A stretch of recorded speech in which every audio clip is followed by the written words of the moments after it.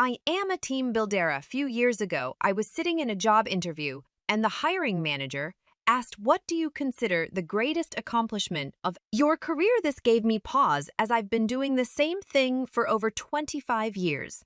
I let the mists of memory transport me back in time. Dorian is the nurse manager, Kip is the program manager, Dr. Steve is the clinical director. Yes, I had 3 bosses. I started on the unit as an already seasoned rated R10 and soon discovered that most staff who work there were very, very young and inexperienced for many.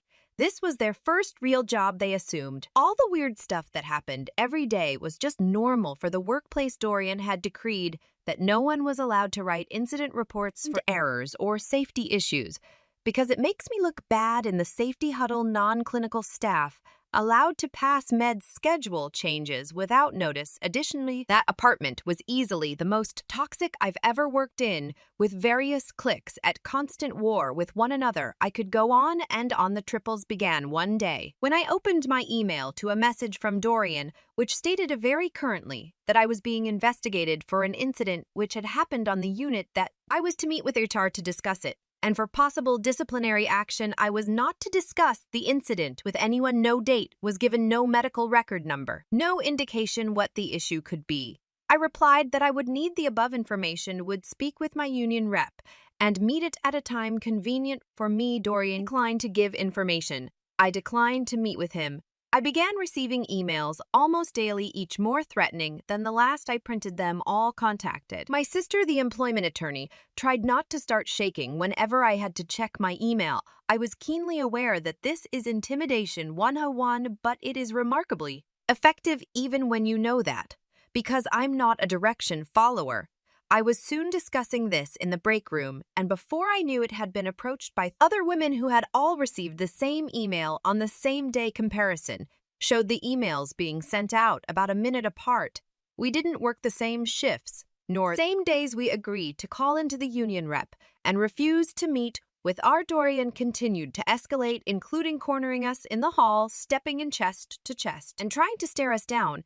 It was a very big guy. Before long, we were speaking to more and more women, and it came to light that Dorian had a habit of targeting them with this exact email, followed by others that were more and more threatening, until the person would finally meet with HR, get written up for something vague, and be forced to sign a non-disclosure/no retaliation agreement. It seemed that he had simply picked the wrong 4 women this time, because we were not having it. It can't tell you how much time at work began to be spent with people crying while recounting their stories.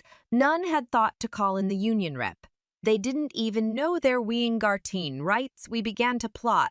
We had limited time, and our company has a long and unglamorous history of protecting people like this. Before long, the entire team was united against the common enemy. LGBTQ staff wrote up statements backed with witnesses of grossly homophobic comments, often in the presence of patient staff who were immigrants. Made statements about racial slurs. A staff who was incredibly petty and vindictive had been compiling a dossier on every perceived policy violation and wrongdoing on Dorian's part since his hiring date, and he prepped it for presentation to HR. The graveyard shift. All huge men said, "Obviously, Dorian isn't trying to flex on us, but we will help." So they spent a couple nights cruising Dory in social media posts and capturing screenshots of homo, trans, xenophobic, and misogynistic comments.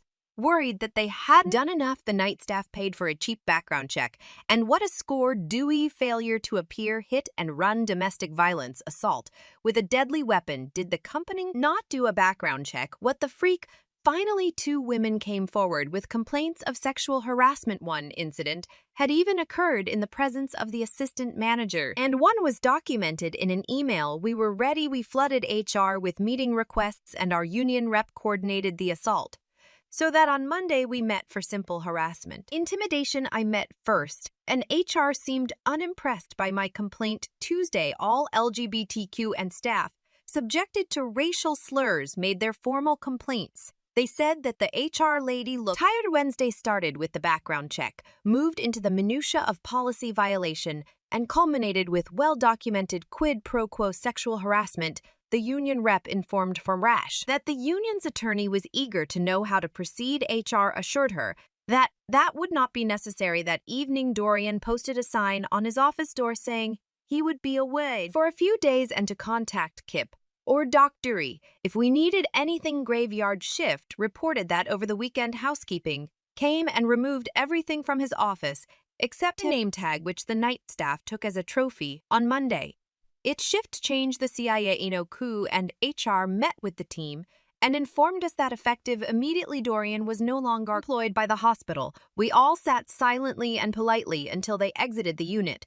When a loud and spontaneous cheer went up, people were hugging each other and cry laughing high fives all around. In the aftermath, to the best of my knowledge, Dorian never worked as an ARN again. Frankly, I don't care. Kip was fired 3 days later for having been aware of all that's going on and turning a blind eye. And because apparently he'd been touching women on the unit for a couple years, I hadn't been aware of that. But it came out in the HR meetings. Dr. Steve was also fired for sexual harassment. The unit hired an old manager of mine who had a long and a well-documented history of, you guessed it, sexual harassment. I quit within days of him being offered the job. The department's foray into getting along crumbled. Most of the staff had moved on to other jobs where they seem much happier. What do you consider the greatest accomplishment of your career? I sat up straight, smiled, and said I took a very fractured team and brought them together to achieve a common goal. I like to think I'm really good at team building.